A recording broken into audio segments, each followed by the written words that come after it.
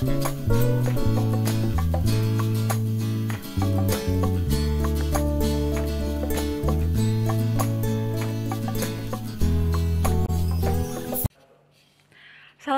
warahmatullahi wabarakatuh. Selamat sore teman-teman semuanya. Kembali lagi dalam acara Dokter Uner TV. Dan di sini saya Dr. Ovinanda Saputri kedatangan tamu yang sangat luar biasa. Beliau-beliau ini adalah dokter spesialis bedah yang pastinya sangat menginspirasi kita semuanya. Nah, nanti dalam kurang lebih 30 menit ke depan kita akan membicarakan suatu topik yang sangat menarik nih teman-teman, yaitu seputar kegiatan seorang dokter yang bersekolah di Amerika dan bekerja di Amerika, bagaimana tentang kehidupan di sana dan bagaimana caranya bisa mencapai ke sana.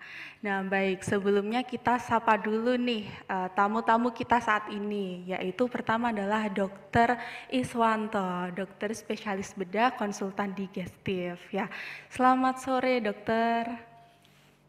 Selamat sore. Ya, gimana dokter kabarnya hari ini dokter? Baik, terima kasih. Iya, nah ini dokter, ini sangat menarik sekali ya. Jadi dokter Iswanto ini adalah seorang dokter ahli bedah dan sekarang bekerja di Amerika ya dokter ya. Iya, nah sekaligus ada satu bintang tamu lagi nih teman-teman, yaitu dokter Edwin, spesialis bedah konsultan digestif. Selamat sore dokter Edwin. Ya, bagaimana kabarnya hari ini dokter? Alhamdulillah baik ya. Ini kali kedua kita tampil di sini. Semoga semua pemirsa juga sehat selalu ya. Oke. Nah baik teman-teman, nih kita langsung aja nih masuk ke sesi talk show atau tanya jawab seputar Iswanto yang bekerja di Amerika. Baik, Dokter Iswanto, kira-kira apa sih yang memotivasi Dokter Iswanto untuk menjadi dokter hingga sekarang dan sampai sekarang ini sudah menjadi dokter ahli bedah di Amerika, begitu dokter? Ya, saya sih banyak loh orang tanya pertanyaan ini. Kenapa aja ya dokter? Ya kita kan jadi dokter kan maksudnya untuk berusaha membantu orang. Waktu itu kan ya di Indonesia kan dulu kan juga susah dokter ya. Keluarga kita kan nggak banyak dokter, kadang-kadang orang tua sakit dari dokter susah ya. Sekarang sih kayaknya udah mulai banyak tapi dulu dikit. Jadi ya kita kan termotivasi untuk mengubah situasi gitu. Terus akhirnya saya masuk ke dokteran semester 1, semester 2 saya tuh udah tahu bilang saya tuh pengen jadi ahli bedah. Terus jadi waktu kita internship dokter muda gitu kita betul-betul berusaha belajar yang ilmu bedah lebih dalam gitulah. Terus selesai terus saya pikirnya waktu itu pengen belajar ke luar negeri untuk maksudnya nambah ilmu terus akhirnya ke situ. Ya, jadi memang sudah ada motivasi dari awal seperti itu ya dokter ya. Nah baik, selanjutnya dokter, kira-kira kenapa dokter memilih Amerika sebagai tempat belajar dokter nih dok? Ini pertanyaan yang bagus ini. Pertanyaan yang bagus. So, Mas kan tahu kan Pak Purohito kan ya. So, waktu saya DM itu, waktu itu Pak Purohito itu kan dia kan rektor. Terus maksudnya Dr. Purohito itu dia itu kalau ngasih kuliah itu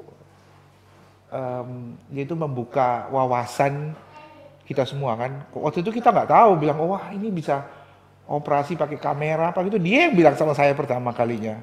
Terus Pak Purohito kan belajar di Jerman. Jadi waktu itu saya tuh pikirnya aduh gimana caranya nih ya. Mungkin harus ke Jerman kali. Saya tuh sempat belajar bahasa Jerman loh sini 3 tahun. Terus tapi waktu itu saya sempat berusaha kayak ngirim application apa gitu tapi ke Eropa itu sistemnya ruwet. Terus jadi untuk masuk pendidikan itu kayaknya susah banget gitu loh. Dan itu subjektif. Terus waktu itu kan ada teman juga dari UNER sini. Dia itu angkatan 95. Dia bilang sama saya, mungkin kamu harus coba explore untuk residensi di Amerika. Waktu itu saya itu nggak banyak tahu tentang Amerika. Nggak punya gambaran. Jadi kita tuh apply. Waktu itu internet masih jarang, Pak. Kita kirim surat gitu, terus dikirimin bukletnya, terus dibaca, terus di-apply gitu. Terus saya dari situ tahu bahwa untuk Amerika sih sistemnya lebih fair. Ada ujian tapi maksudnya kamu kalau lulus ya lulus, kamu nggak lulus ya nggak lulus gitu. Jadi sebenarnya lebih fair, sistemnya lebih terbuka, lebih clear. Terus saat itu akhirnya saya mutusin mau ke Amerika gitu. Syarat apa aja itu? Dulu sih waktu saya pertama kali apply itu sistemnya agak beda ya sama sekarang. Tapi basically kita harus ngambil ujian. Waktu itu ujiannya ada empat bagian yang fokusnya itu beda-beda gitu. Jadi bagian pertama itu basic science. Jadi kayak anatomi, fisiologi itu gitu. Terus yang bagian kedua itu clinical science. Jadi kayak sama kayak anatomi klinis gitu ya. Habis itu ada ujian lagi untuk peragaan periksa pasien. Jadi sama kayak di sini kan ya. Seperti OSCE. Ya, tapi jadi ada pasien gitu, jadi artis gitu, jadi aktor. Jadi kita dinilai gitu. Kamu bisa nggak ngomong sama orangnya, bisa diagnosis, bisa jelasin gitu. Itu bagian ketiga. Habis itu bagian terakhir itu ada lagi yang kayak rangkuman gitu. Setelah lulus itu terus kamu baru bisa apply untuk residensi atau internship di Amerika. Tanpa empat bagian itu nggak bisa. Apa nama ujiannya? Dulu sekarang sih namanya USMLE. US? USMLE. Dulu waktu saya ujian itu namanya bukan itu. Tapi sekarang sih namanya USMLE. Tapi di seluruh Di US sama? di seluruh US sama. Jadi orang kita waktu itu kan saya kan termasuk, maksudnya kan bilangnya foreign graduate. Saya kan dari Indonesia. Jadi ujian yang sama itu harus ditempuh oleh foreign graduate dan orang Amerika sendiri. Jadi makanya saya bilang ya, ini fair. Jadi kita orang foreign kita nggak bisa bilang oh ini ujian cuma untuk saya. No, dia juga ujian sama. Bedanya cuma tanggalnya aja beda. Kita ujian setelah kita lulus medical school. Mereka ujian di tengah-tengah medical school. Ngerti gak? Jadi, tapi tetap mereka juga ngejalanin yang sama gitu loh. Karena maunya itu pas kita masuk itu kemampuannya itu mirip-mirip gitu. Kira-kira berapa persen itu? Dari yang ujian terus bisa diterima gitu kansnya? Ya, itu pertanyaannya bagus Mas. Jadi kan dari ujian itu yang lulus itu mungkin setengah kali. 50%. Ya bisa ambil lagi, bisa ujian lagi. Tapi ya paling bagus sih kalau ujian langsung lulus gitu pertama kali ya. Setelah lulus itu kita kan dapat sertifikat bahwa kamu itu sudah melalui ujian intake. Nah, setelah itu kita kan apply residensi atau internship ke masing-masing spesialisasi.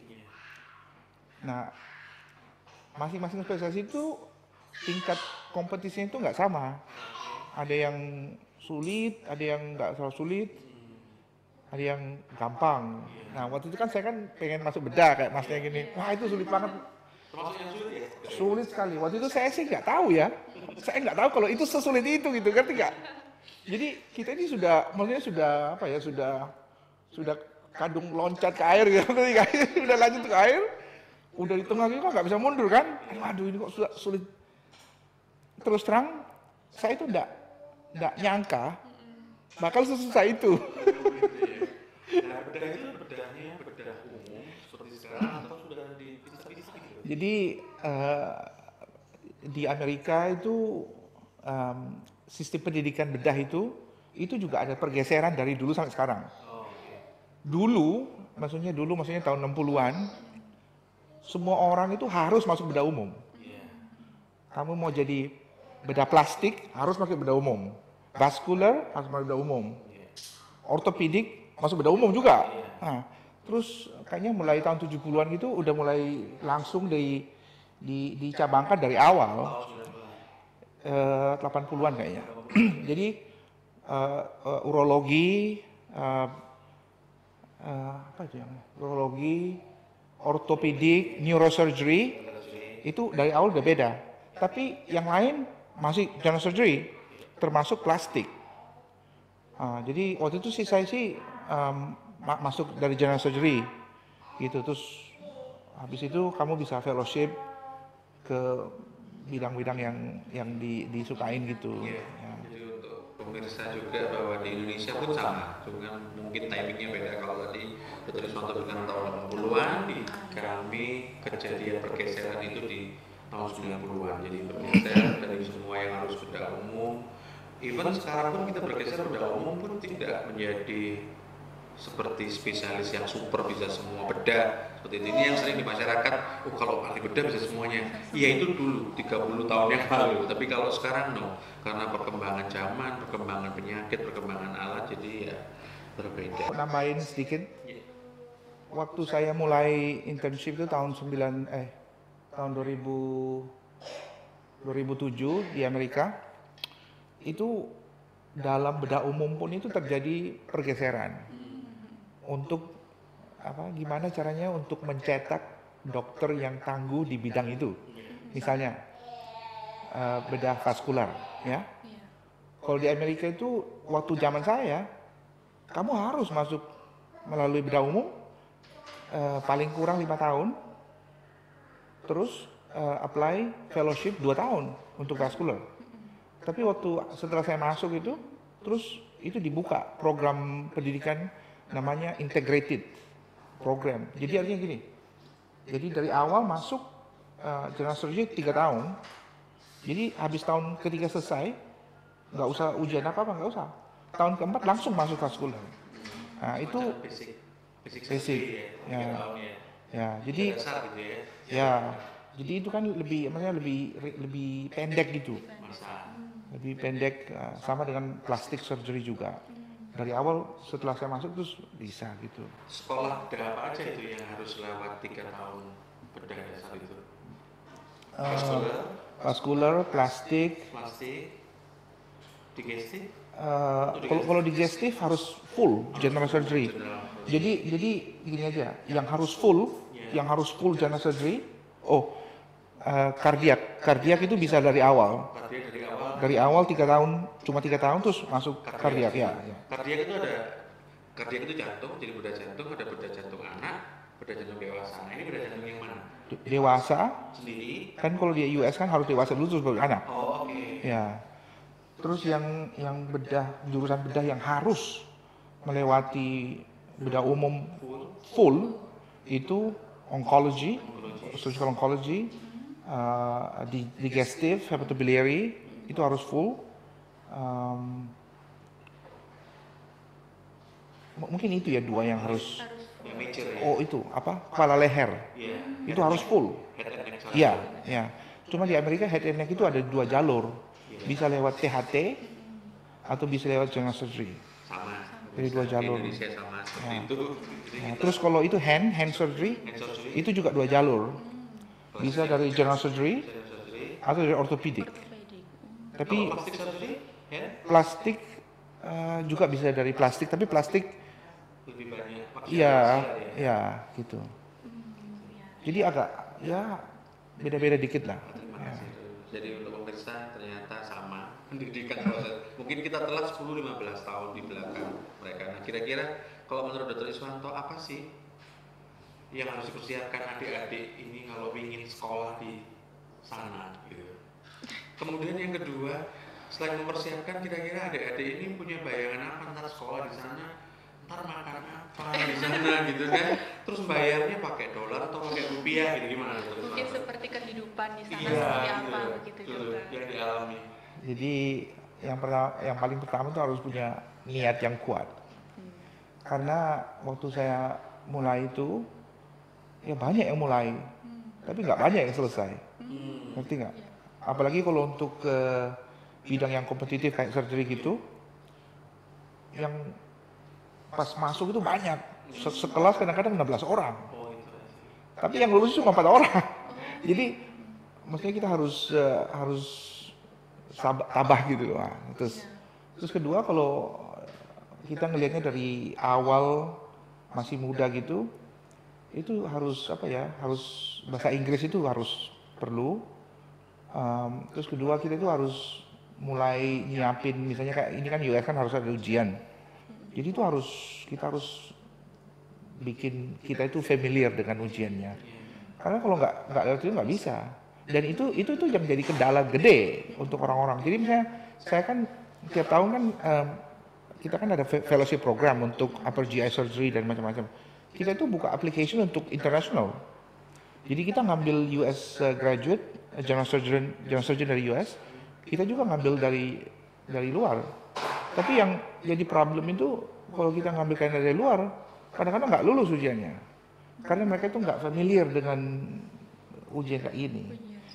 Jadi menurut saya sih kalau anak-anak masih muda gitu kan masih pintar ya, cerdas otaknya kan.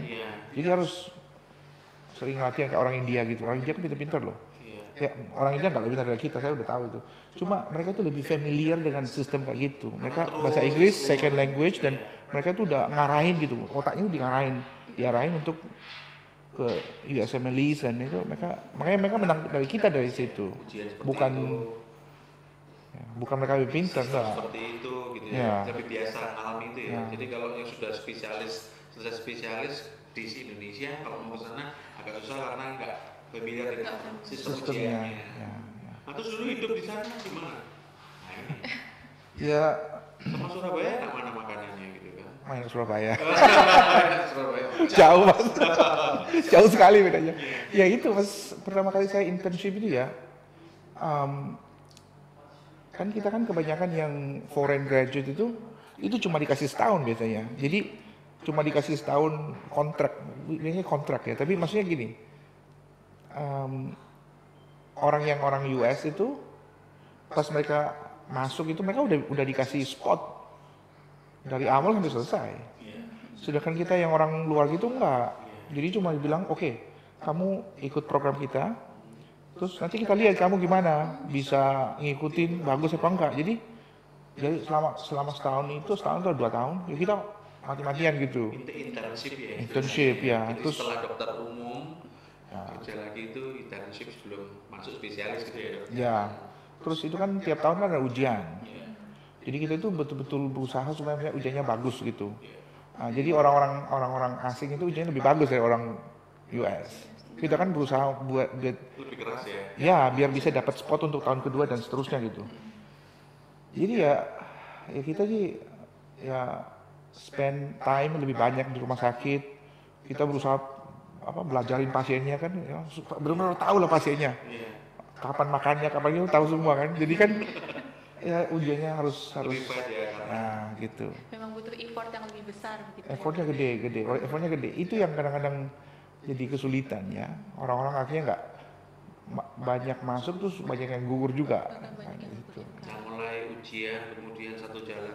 Kalau lulus 1 tahun jalanin internship itu cost-nya bagaimana? Jadi kalau di US itu ini yang bagusnya US menurut saya, bagusnya situ.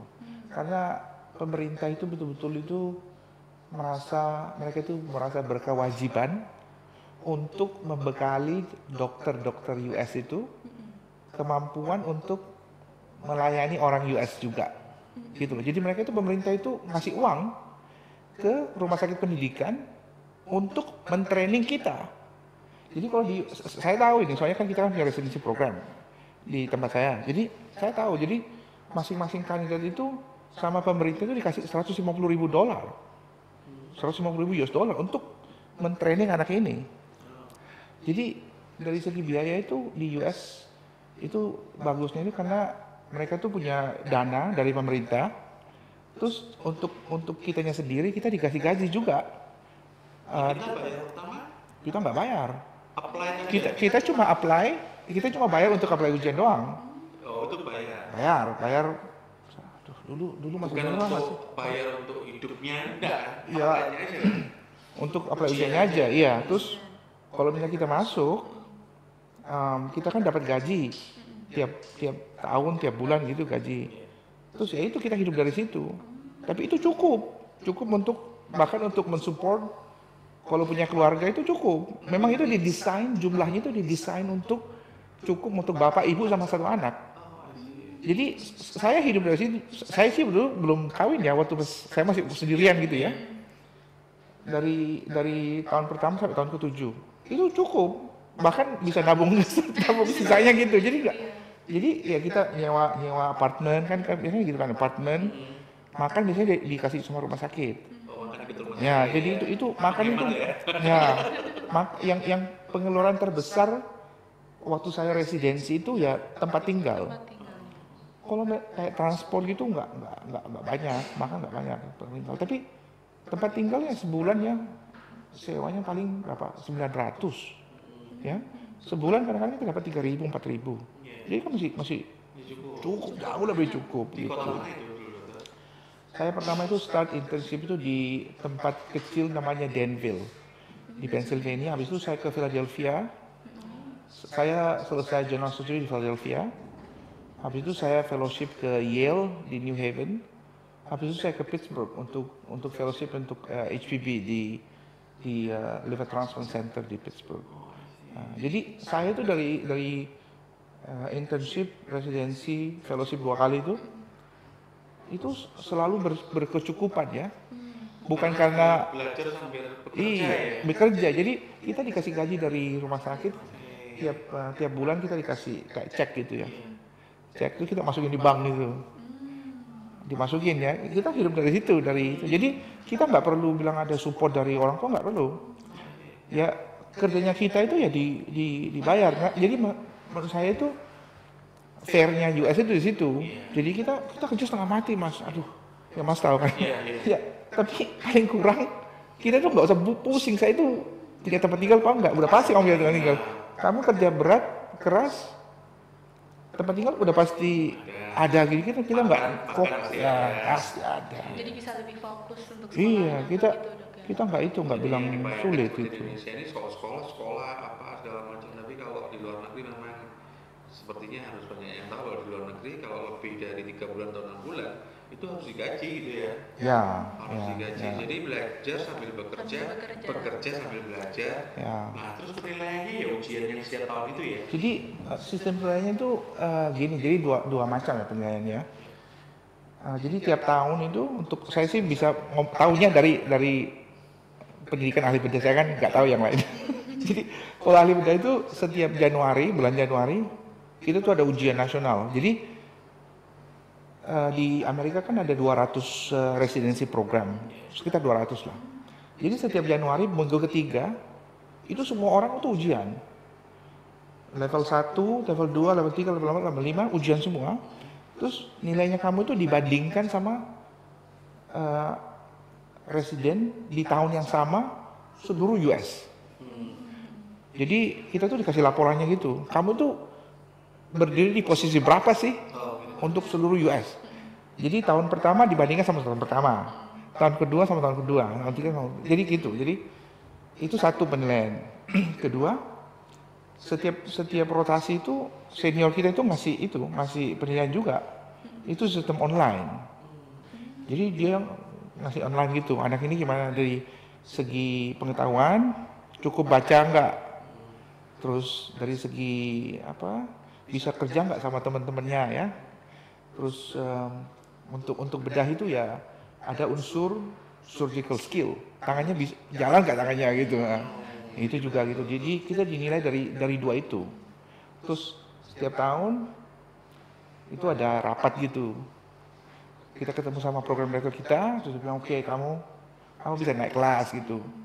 Kadang-kadang program direkturnya merasa kamu nggak bisa naik kelas, disuruh ulangin, jadi lebih panjang gitu. Ya saya ada beberapa teman gitu disuruh ngulangin gitu. Semacam berbasis kompetensi gitu ya, kompetensi base gitu ya. Ya. Nah, jadi dan bukan milik university ya, Dokter? Atau ada yang punya program itu punya universitas? Ini pertanyaan bagus ini. Di US pada awalnya residency training itu cuma di university pada awalnya. Tapi setelah mungkin ada 20 tahun, 30 tahun, terus US itu sadar bahwa kita itu perlu lebih banyak dokter spesialis. Nah, jadi dibukalah program pendidikan residensi di tempat yang non university. Karena di US itu kadang-kadang non university itu hospitalnya gede banget. Biasanya kayak banyak banget kan? Kasusnya banyak. Ya, dan alat-alatnya lebih. Ya, canggih, ya. ya. Jadi itu dibukalah residensi program di rumah sakit itu dengan menggunakan standar yang sama university. Sama standarnya, kita ujiannya sama, semua sama pokoknya. Ujiannya pun sama, kamu dibandingkan sama temenmu yang sama juga gitu. Jadi akhirnya itu jadi bagian dari cara training di Amerika. Jadi university atau non-university. Sama-sama, tapi Itu, akhirnya ya. tetap ada. Kalau di Indonesia kan ada kolegium tuh. No. Di Amerika ada ya, kayak semacam apa boardnya gitu Ya, itu namanya ACS, American College of Surgeons. American College of Surgeons. Ya, Jadi itu. kalau di sini ngomongnya kolegium. Ya. Kira-kira kalau Dokter Iswanto sekarang cerita hari-hari ini apa sih yang dikerjakan operasinya? Saya 8 tuh, tahun di sekolah berarti? ya, saya dulu tuh mulai tahun 2007. Saya 7 tahun di general surgery. Iya. Saya kan spend time untuk research, internship, macam-macam. Habis itu saya ngambil setahun fellowship untuk minimal invasive. Jadi waktu saya lulus, ini kan musiman ya, maksudnya kan. Jadi sebelum saya, minimal invasive itu di US itu masih belum terlalu dikenal orang lah. Semua itu masih open surgery sama kayak di sini. Colectomy open, gastrectomy, everything open. Terus waktu zaman saya itu mau lulus, saya tuh ngelihat apa ada pergeseran ke minimal invasive. Itu tahun 2014. Iya. Terus saya bilang, aduh ini gimana nih? Ini kalau nggak bisa minimal invasive ini nggak akan bisa itu ya, nggak akan bisa berkembang gitu. Bahkan dokter-dokter yang udah tua-tua gitu, yang nggak bisa minimal invasive, mereka milih pensiun, ngerti nggak? Jadi pikirnya, aduh saya sudah terlalu tua untuk belajar minimal invasive, udah pensiun aja. Jadi mereka pensiun beneran loh, pensiun. Jadi kita kan yang masih muda kan tuh ya, kita harus belajar minimal invasive. Jadi saya itu apply fellowship itu untuk minimal invasive. Saya ke Yale untuk minimal invasive. Habis itu saya ke Pittsburgh untuk hepatobiliary. Jadi setelah itu saya lulus, saya itu sebenarnya itu ditawarin kerja di University of Pittsburgh untuk jadi faculty, jadi kayak dosen pengajar gitu. Cuma waktu saya di Pittsburgh itu kan gimana ya, banyak banget orang di situ ya. Jadi kayaknya saturated. Jadi yang junior itu banyak banget, 10-12 orang. Jadi kayaknya nggak ada pengaruh. Kamu di situ nggak pengaruh. Waktu itu terus di Florida itu ada rumah sakit itu nyari staff baru gitu. Terus kebetulan mereka kan US kan kalau nyari staff itu kan nyarinya itu senegara gitu, bukan cuma kayak di Surabaya. Kita perlu dokter Surabaya, kita nyarinya Surabaya enggak. Jadi carinya se-Indonesia, se-US. Terus habis itu saya akhirnya ke Tampa, interview 2 kali. Terus saya pikirnya ini di sini banyak opportunity. Terus saya ambil, terus pertama tuh saya itu kerjanya banyak general surgery pertama kali. Kan di US itu kan sepertinya kayak di apa ya, secara tidak tertulis kita tuh untuk yang dokter ahli bedah yang barusan lulus itu kayaknya orang itu mengharapkan kamu itu untuk kerja general surgery untuk beberapa tahun. Jadi waktu saya pas mulai itu saya juga cover ER, terus kerja banyak hernia apa gitu-gitu, kerja semua. Usus buntu itu, stomi dari ER malam-malam gitu, Hartmann procedure, kalau stomi sama anak-anak itu mungkin ada 2 tahun itu. Terus setelah itu kan saya kan diminta untuk ngembangin hepatobiliary program untuk rumah sakit itu. Jadi terus saya kan memang ada dasarnya kan dari situ kan. Jadi akhirnya saya itu mulai bikin tim untuk hepatobiliary. Terus habis itu liver pankreas ya. Terus kemarin saya sih sehari-hari saya operasi Selasa, Rabu, Kamis. Saya tiap hari operasi liver. Tiap hari. Kadang-kadang sehari 2 operasi liver. Jadi kan kalau kita sudah sibuk itu kan nggak bisa kerja semua ya.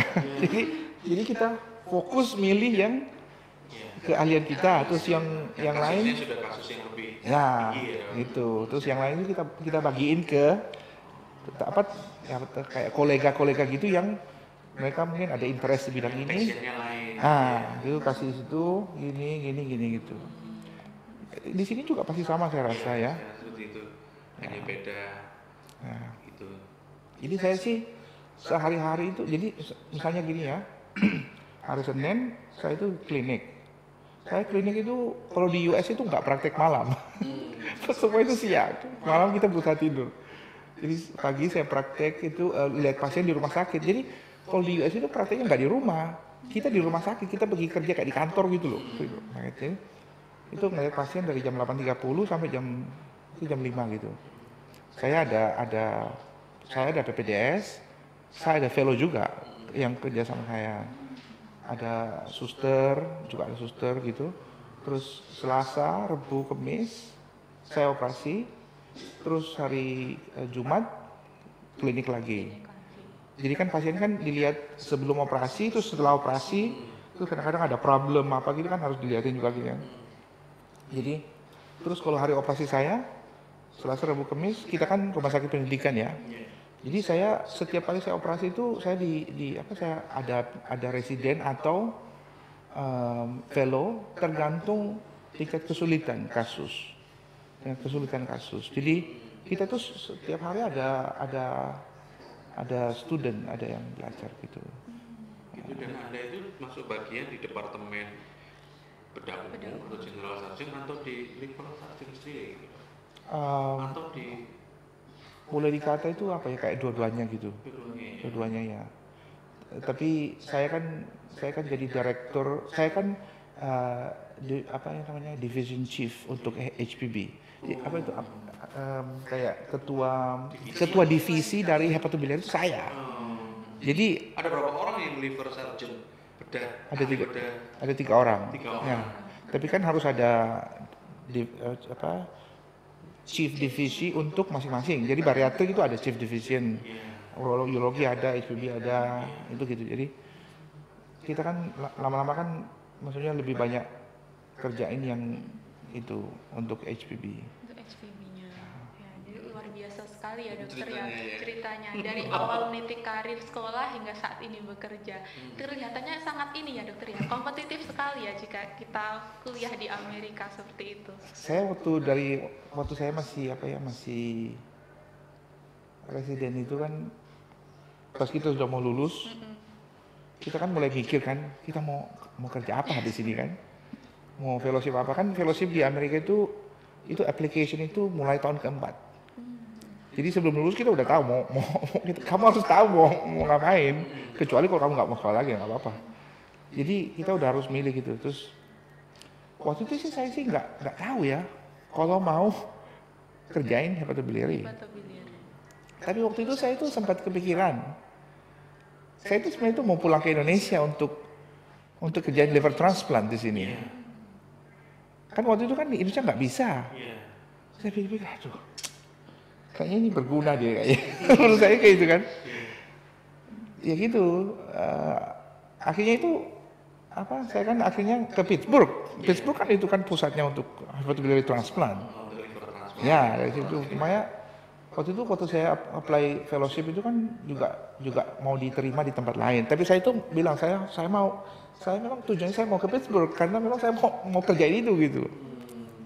Ya jadi saya itu pertamanya itu pikirnya gitu. Karena tertarik dalam bidang transplantasi itu Ya, tadi ya. saya senang kerjain liver terus vascular kan, liver kan pasti kan ada vascular surgery-nya gitu. Saya suka di situ. Ya, menarik sekali ya dokter ya. Nah, kalau boleh tahu nih dokter, selama dokter menjadi seorang ahli bedah nih dok, ada nggak sih pengalaman yang tidak bisa dilupakan oleh dokter? Pasti Mungkin ada saat dokter bekerja atau mungkin dulu saat dokter kuliah, kira-kira apa tuh dok? Banyak lah Mbak. Banyak ya dok. Mungkin yang paling berkesan begitu dokter. Banyak yang berkesan ya. Namanya kita ahli bedah itu kan maksudnya kan masing-masing pasien, masing-masing kasus kan nggak sama ya. Pasti ada perbedaan. Terus di Amerika kan orangnya kan macam-macam ya. Ukuran orangnya kan macam-macam kan. Jadi iya. Jadi kalau misalnya kayak gini kan di Indonesia kan orangnya kecil-kecil semua kan. Dia ukurannya sama semua gitu. Kalau di Amerika itu kan enggak. Kalau kita dapat pasien yang bule gede, wah gede banget kan.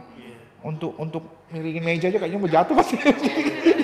jadi ada kayak apa ya, tambahan kesulitan. Seperti tantangan baru gitu. Ya. Tapi warnanya lebih banyak gitu lah. Ya, lebih colorful gitu ya. perjalanan. Dan di Amerika itu orangnya itu lebih susah diatur, tahu kan? Iya. Susah diatur. Amerika itu gimana ya? Kira-kira orang Surabaya aja gitu. Enggak ya? Jadi saya kan juga sering ya travel ke Eropa, ke kemana-mana lah untuk ngasih kuliah, grand rounds, untuk kadang-kadang untuk operasi. Ini bulan lalu saya operasi di Italia. Saya diminta untuk live demonstration liver surgery di Modena di Italia. Jadi saya itu kaget gitu ya. Kok di sini kok orangnya kok gampang banget dia diatur ya. Jadi kayak gini kan, waktu saya di Modena itu dia kan bilang sama saya, Iswanto, kamu bisa nggak ke Italia buat itu buat apa? Buat demonstration liver surgery. Oke, fine. Terus dia bilang, kamu kesini aja, nanti terus sini baru kita ngomongin pasiennya, kita mau operasi yang mana gitu. Saya kan heran, kok gitu ya? Kalau di US kan nggak bisa kan, di US kan orangnya kan maunya dia punya problem, dia mau ke dokter ini, dia mau tahu kapan itunya, potensial komplikasi itu apa, tinggalnya berapa lama, dia mau tahu semua gitu. Nah di sana itu enggak, pasiennya itu dimasukin ke rumah sakit semua, terus baru dipilih gitu. jadi ada bedanya. Di US itu apa ya, orangnya kadang-kadang dia expectation itu tinggi gitu. Jadi kadang-kadang itu jadi apa ya, agak sulit diatur gitu loh. Operasinya sudah sulit, orangnya sudah diatur lagi kadang-kadang. Itu repot. Ini tinggi kayaknya. Ya. Sebenarnya cerita untuk menangani bedah di Amerika ya dokter ya. Ya. Nah kalau di Indonesia sendiri nih dokter Epin, kira-kira ada nggak sih dok cerita-cerita atau pengalaman seru gitu waktu sama menjadi dokter bedah? Iya, sama sih sepertinya. Pernah ada novel tentang dokter bedah yang belajar di London ya, sepertinya sama semua gitu. Jadi betapa kita harus ngadepin dalam satu minggu itu ada laporan 1 minggu operasi, terus apa yang harus bertanggung jawab, sepertinya tegangnya sama. Tapi kisah-kisahnya bagaimana kita, kalau istilah sekarang, bapernya ke pasien ketika pasien itu sudah bad condition, kondisinya jelek, terus kita harus ingin melakukan lebih banyak sesuatu dan ya tidak bisa. Itu yang paling sering kita rasakan gitu ya. Iya, jadi bagaimana kita itu ada yang bilang ekspektasinya pasien tinggi, dan kita juga sebagai dokter bedah ini ekspektasi kita, saya harus bisa menyembuhkan gitu ya. Saya bukan dokter umum biasa gitu, ahli bedah, tapi ternyata hasilnya beda. Itu yang paling ke bawah sini ya. Sehingga seperti dokter Iswanto ini pasti, kenapa kok belajar lagi sampai terjerumus istilahnya gitu di bedah liver gitu. Dan liver, bedah hati adalah liver, ini adalah termasuk bedah yang paling sulit dalam tanda kutip di bedah umum sebenarnya gitu. Jadi karena sistemnya di liver itu rumit, di pankreas itu rumit seperti itu. Tapi itu masa depan, karena kasus lifestyle di dunia ini sekarang berubah, penyakit banyak ya bro gitu. Ya. Penyakit ini di liver itu makin naik, makin beda-beda dan beda-beda penanganannya gitu. Ya kita berharap memang dengan Dr. Iswanto sebagai pembuka jalan ini banyak yang terinspirasi pemirsa ini. Tentunya saya sendiri dari kebetulan karena saya dari Fakultas Kedokteran Universitas Erlangga, mungkin kita pingin ada kerjasama gitu. Ya pingin juga sih lihat. Ini kebetulan kami hari ini juga ada operasi liver, ada operasi HCC ya. Ini hepatectomy. Jadi pinginnya ngundang untuk bisa masuk ke. Kalau gitu bilang saya kapan hari. Gitu. Dan kebetulan kita di sini ada tim sendiri. Jadi Dokter Tommy Lesmana di sini untuk bagian hepatopankreas biliar. Kalau saya di upper GI. Tapi upper GI sama hepatopankreas biliar kadang-kadang ini ya pergeseran. Saya rasa itu sih. Ya. Sangat berharap ke depan Dr. Iswanto sehat terus dan bisa bersama ya. Kalau bagi saya sih ya, saya kan punya banyak kenalan gitu ya, orang-orang Jepang, Korea gitu, yang sebenarnya yang paling penting untuk dokter-dokter di suatu negara itu harus ada keinginan untuk apa jadi lebih baik tiap hari, ya. Karena itu yang paling utama menurut saya. Kalau kita sudah puas dengan sesuatu, itu kita nggak bisa berkembang. Jadi kita harus tiap hari kita belajar, kita kerja ini, kita pikir gimana ya besok bisa lebih baik dari ini. Jadi kita itu terus. Jadi kadang-kadang saya itu apalagi pas waktu pertama kali itu ya, kadang-kadang habis operasi gitu duduk. Next time itu gimana caranya untuk lebih perfect dari yang kemarin. Jadi kita tuh berkembang. Terus kalau misalnya kita merasa kita perlu belajar, kita jangan sungkan-sungkan belajar. Waktu saya pertama kali ngembangin laparoskopik, atau saya kan sekarang banyak robotik untuk hepatobiliary. Pertamanya itu susah juga loh. Kayaknya susah gitu. Gimana caranya nih ya? Kok livernya kok bleedingnya banyak gitu. Saya coba macam-macam ini itu pasiennya dibolak-balik gitu. Kayaknya